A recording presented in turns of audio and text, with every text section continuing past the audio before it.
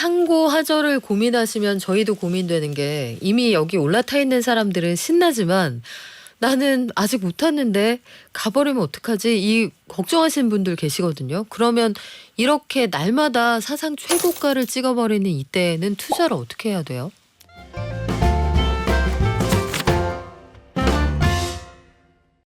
파월 연준 의장은 우리가 원하는 얘기를 해주지 않습니다. 당분간 안 해줄 것 같아요. 그럼에도 불구하고 뉴욕 증시는 짱짱하게 버텨왔는데 간밤에는 하락했습니다. 이 와중에도 엔비디아는 사상 최고가를 찍고 이제 800불 간다 이런 전망까지 나온다는데 뉴욕장 괜찮을까요?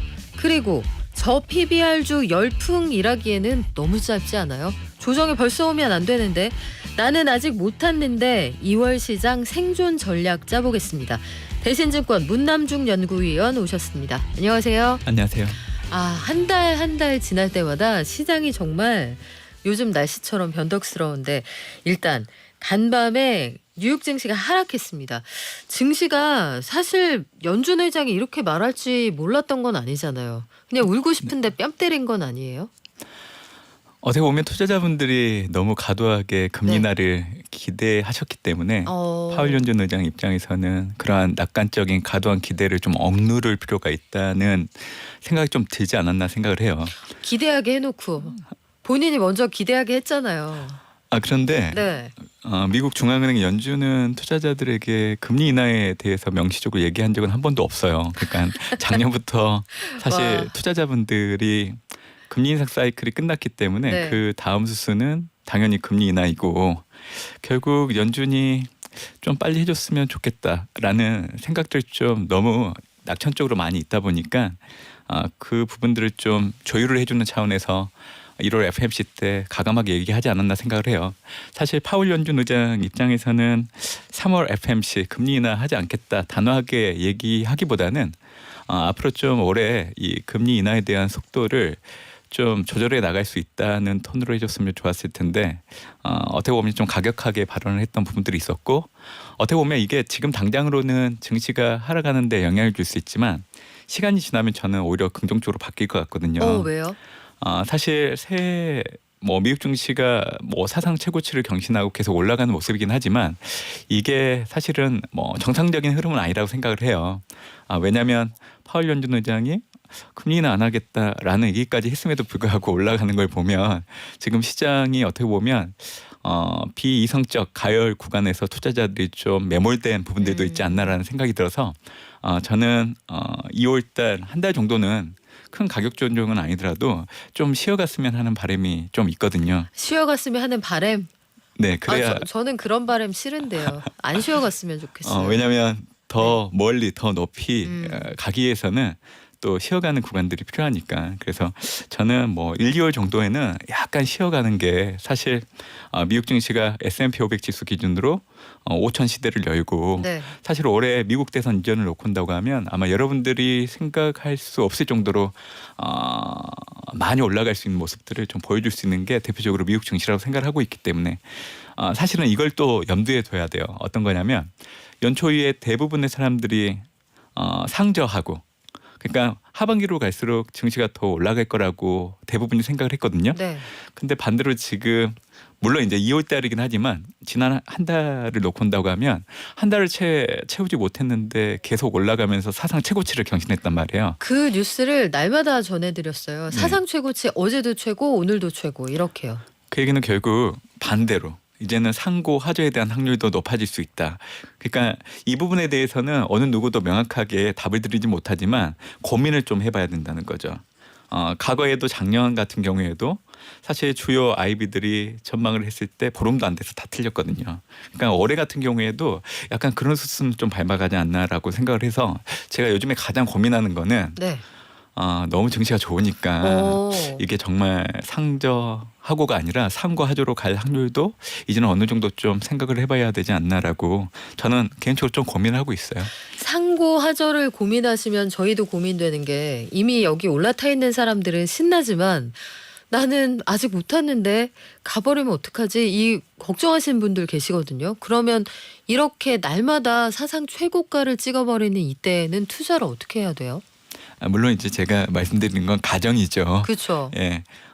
우선적으로 기본적으로는 2월 정도에는 추가적으로 계속 올라가기보다는 좀 쉬어갈 수 있는 그런 구간들이 좀 조성되는 거를 기본적으로 생각을 하고 있고 뭐 가정으로 계속 올라간다고 하면 어차피 지금 미국 증시가 올라가는 그 바탕에는 연준과 시장 간 미국 연준의 통화정책 수순을 놓고 그동안은 이견이 컸던 부분들이 이제는 수렴되는 부분들이 좀 긍정적으로 바뀌고 있는 것들 그리고 이제 최근에 발표되고 있는 경제지표 결과치를 놓고 본다고 하면 이제 올해 미국 경제의 연착륙 기대를 높이는 부분들 이에 따라서 이제 실적들도 올해 작년보다는 좋아질 수 있다는 이 요인들이 이제 뒷받침될 수 있다라고 보고 있기 때문에 가정하에서 놓고 본다고 하면 전일 밤 미국 증시 흔들릴 때 네. 그때 사는 형태로 전술적으로 대응하는 게 가장 좋죠. 뉴욕 증시가 한 번씩 눌릴 때마다 네네. 조금씩 사서 시간과 가격을 분할해서 모아라. 네.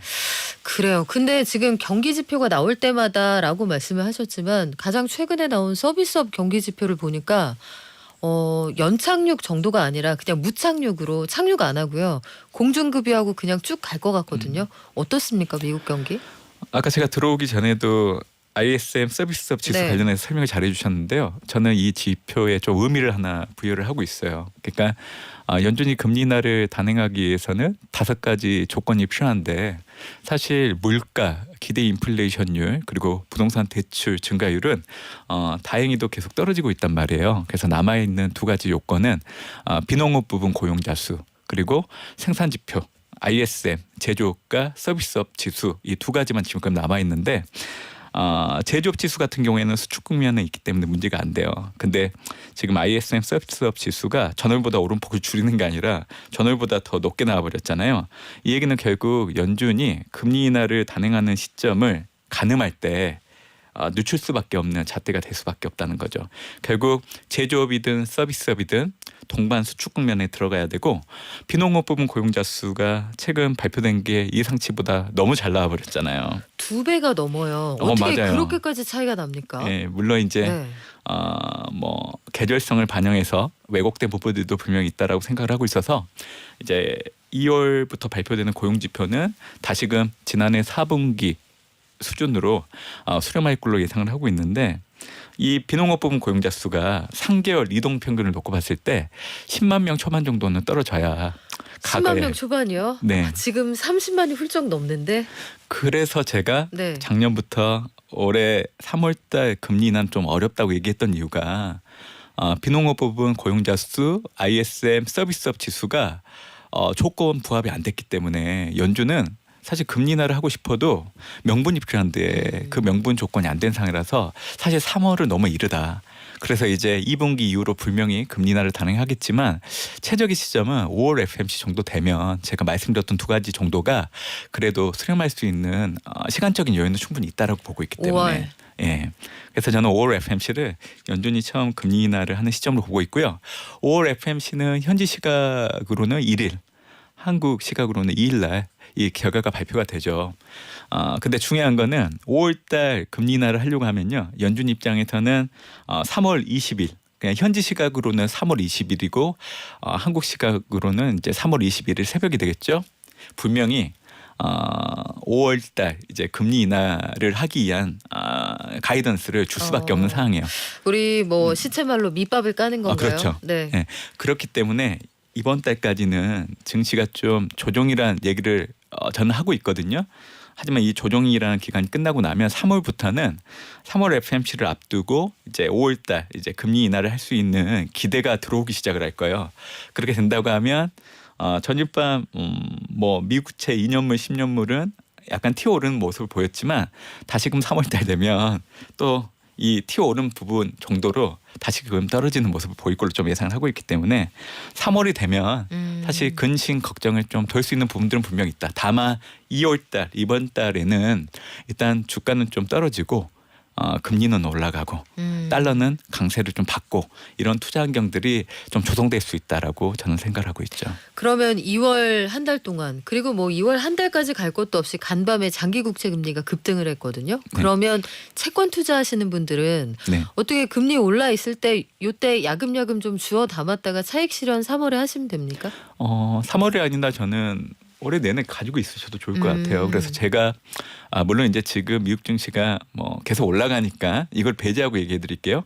사실 1월, 2월 때는 주식을 팔고 사실은 채권, 특히 미국의 장기 국채에 투자하는 상품들 스위칭을 해놓으면 아무래도 이제 3월 이후부터는 가지고만 있어도 수익을 볼 수 있는 부분들은 분명히 있다라고 생각을 하고 있기 때문에 저는 항상 말씀드려요.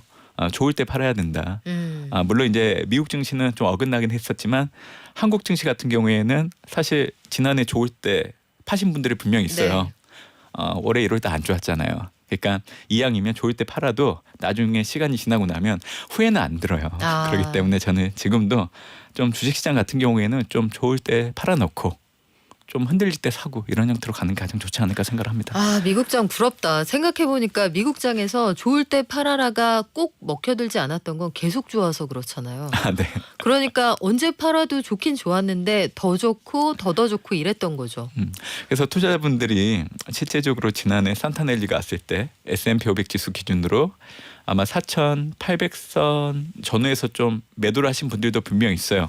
그리고 나서 1월, 2월을 거치면서 거의 4,950, 5,000선 목전까지 올라온 지수 흐름을 보면 분명히 팔고 나서 후회를 하실 수 있는데 네. 인내를 하셔야 돼요.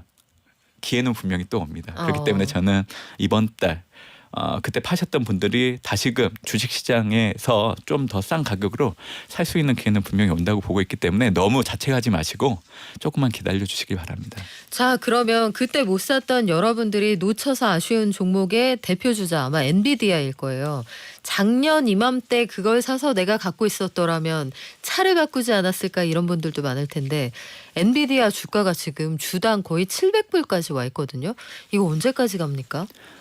올해 매그니피센트에 해당되는 7개 종목은 미국 대선 이전까지 계속 올라갈 겁니다. 그래서 그 중심에 있는 엔비디아 같은 경우에는 AI에 최적화된 반도체를 생산할 수 있는 이제는 유일한 기업은 아니죠. AMD가 들어왔기 때문에. 하지만 선점했던 기업으로서의 이상이 있기 때문에 미국 대선 이전까지는 지금 현재 주가가 계속 올라갈 수밖에 없어요. 그래서 사실 미국의 매그니피센트 7 기업들이 얼마까지 올라갈까라고 물어보는 것 자체가 사실 의미는 없어요. 왜냐하면 12개월 선행 P를 가지고 목표 주가를 산정하기에는 이미 PR이 이론적으로 설명하기 어려울 정도로 많이 올라와 있기 때문에 결국 미래 산업의 성장성을 염두에 두고 이제 투자를 할 수밖에 없는 상황에 놓여 있는 거죠. 하지만 뭐 엔비디아, 뭐 마이크로소프트, 뭐 AMD 그리고 TSMC, 브로드컴 사실 이거는 매그니피센트 7 종목에 들어간 종목들도 있고 아닌 종목들도 있는데 최근에 이제 AI 뭐 5라 해가지고 여러 가지 조합어들이 많이 나오고 있는데 그렇죠. M&M도 생겼고 AI라는 게 하도이기 때문에 그래서 제가 말씀드렸던 AI5에 들어가는 엔비디아, 마이크로소프트, AMD, TSMC, 브로드컴 뭐 이런 기업들 외에도 좋은 기업들 같은 경우에는 일단 얼마까지 올라갈지를 염두에 두시기보다는 흔들릴 때마다 사 놓으시는 게 좋고 파는 시점이 가장 중요해요. 네. 그래서 저는 미국 대선이 11월 5일 열리잖아요. 그래서 대략적으로 10월 정도를 염두에 두고 그때 좀 팔아야 되겠다라고 이렇게 좀 생각을 하시면 좋지 않을까 생각을 해요. 기대감이 고조되어 있을 때 한 발 먼저 수익 실현하면 된다. 근데 좀 고민되는 게요. 우리가 70주 M7 얘기하다가 나스닥에서도 보면 그 안에서도 올라가는 친구 내려가는 친구가 그때그때 좀 이제 갈라지는 것 같은 느낌이 들거든요. 한동안은 1월 초에는 M7은 무조건 같이 오르다가 이제는 종목별로 좀 차별화가 되는 것 같은데 그런 차이는 없을까요? 사실 단순하게 뭐 매그니피센트 7 종목들에 집중을 해서 얘네들 주가만 올라가다 보니까 그냥 AI 혁명에 따른 주가 상승에 대한 기대로만 놓고 치부하시면 안 된다 저는 생각을 해요. 사실 그 바탕에는 실적이 있기 때문에 올라가는 겁니다. 작년 같은 경우에는 사실 미국 증시가 좋았던 이유는 실적을 전반적으로 배제하고 올라갔던 상황이에요. 단순하게 연준이 금리 인상을 중단할 수 있다. 그리고 나면 금리 인하를 할 수 있다는 기대가 들어오면서 주가가 올라갔던 배경이었지만 올해 같은 경우에는 이미 인지를 하고 있잖아요. 그렇기 때문에 결국 올해 같은 경우에는 경기, 실적이 올해 2분기 이후 연준의 금리 인하 사이클이라는 이벤트와 함께 주가가 올라가는 하도가 될 걸로 좀 보고 있는데 제가 실적을 좀 얘기해 드릴게요. 지금 현재 이제 미국 같은 경우에는 지난해 4분기 실적 발표가 계속 이뤄지고 있거든요. 근데 지금 S&P 500의 EPS 증가율을 지난해 4분기 추정치만 놓고 온다고 하면 플러스 1.6이에요. 올해 1월 19일 날 추정됐던 게 반대로 마이너스 1.8이었거든요. 그러니까 얼마 안 된 기간 동안에 앞으로 기업 실적들 뭐 실질적으로 실적을 발표한 기업들의 실적 결과치가 좋았던 부분들도 있지만 앞으로 더 좋아지겠다는 그런 기대감이 들어오면서 지금 시간이 지날수록 지난해 4분기 추정했던 숫자들이 계속 올라오고 있는 상황이거든요. 그리고 이러한 상황에서 주도하고 있는 섹터가 커뮤니케이션, 경기소비재, 유틸리티, IT예요. 그러니까 지금 커뮤니케이션이 지난해 4분기 EPS 증가율이 44.6%. 올해 1월 19일 날 추정했던 게 41.8% 올라오고 있죠.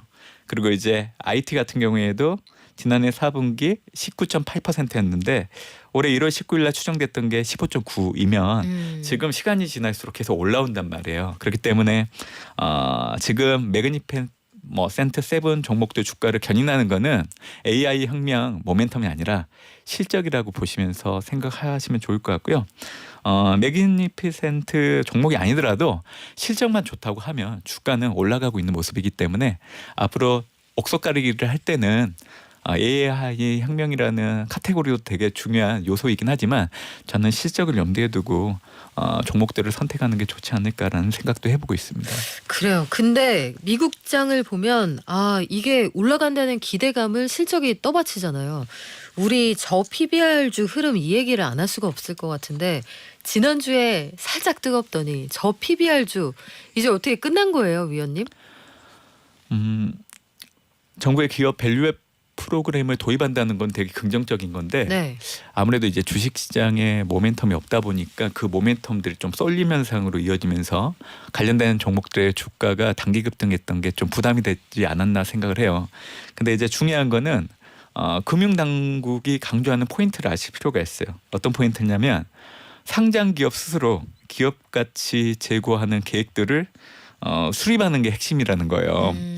그러니까 정부가 시작을 하되 구체적인 실행 계획은 기업들이 스스로 계획을 하는 거거든요. 자율적으로. 예. 근데 지금은 정부에서 추진하고 있는 정도 나온 거고 실질적으로 기업들이 이에 대한 실행 계획들을 이제 막 준비하기 시작을 하고 있거든요. 그러니까 주가가 너무 빨리 달려온 게 문제라는 거죠. 그래서 저는 총선을 앞두고 어떤 정책적인 선택을 염두에 두고 이게 꺼내든 한 가지 요인일 수도 있다고 생각을 해요.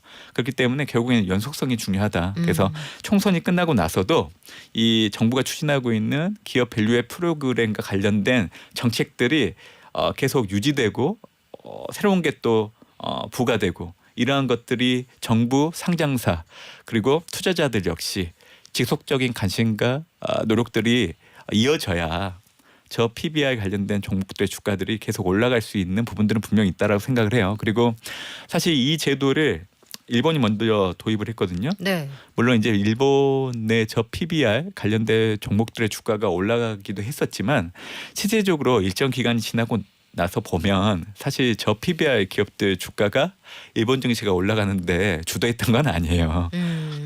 결국에는 성장주 주가가 올라가면서 일본 증시가 올라가는데 주도했던 부분들이 있거든요. 그러니까 단순하게 정부가 이러한 프로그램을 도입한다는 거를 갖고 너무 연속적인 어떤 관심에 치부하기보다는 일단 정부가 가이드라인을 제시하고 나서 관련된 기업들이 자체적인 실행 계획안을 내놓으면서 실질적으로 이행하고 있는지 그거를 모니터링하는 게 저는 네. 더 중요하다고 저는 생각을 하고 있어요. 그럼 구체적으로 섹터별로 몇 가지만 좀 질문을 드릴게요. 예컨대 자동차 같은 경우에는 현대기아차는 구체적으로 배당하겠다는 계획, 자사주도 사들이겠다는 계획들을 밝혔습니다. 그런데 단숨에 9만 원 하던 주가가 기아의 경우에는 12만 원 위로 올라갔다가 금방 다시 11만 원 중반대로 내려왔거든요.